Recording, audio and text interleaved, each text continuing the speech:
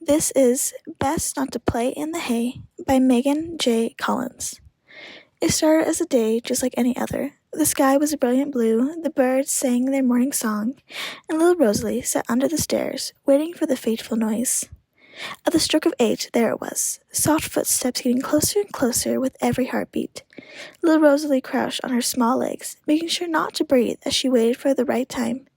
As the steps fell on the lone, creaky floorboard, Rosalie knew now was the time.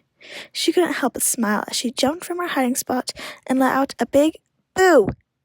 As she did so, her nanny, a sweet, kind, elderly woman, dropped the tea tray she was carrying, shattering it into dozens of pieces. "What have I told you about scaring people like that?"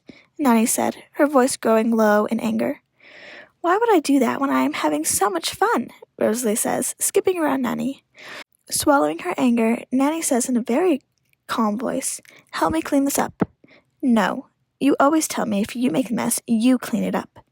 Before Nanny could inform her of her involvement in the spill, Rosalie skips out of the hall and towards the dining room.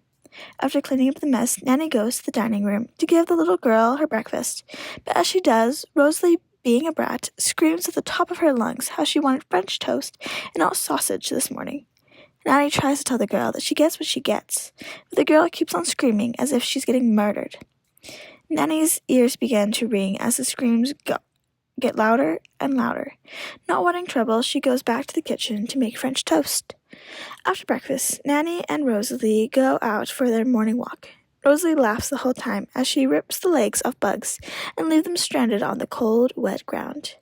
In the past, Nanny has tried to tell the girl not to play with the bugs in this manner, but Rosalie never listens to Nanny.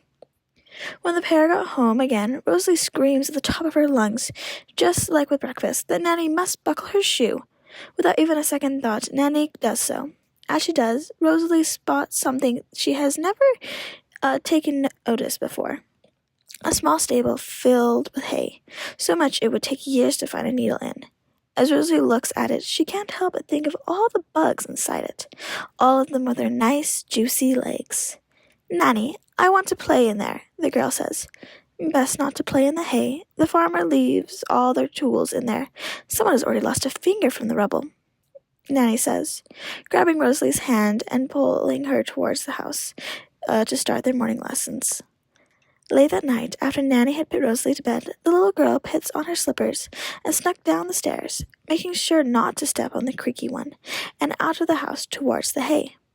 Climbing onto the chilly hay, Rosalie looks all over for some bugs, and at last spots one, a large spider with 8 legs. Rosalie smiles at the thought of all the fun she's going to be having.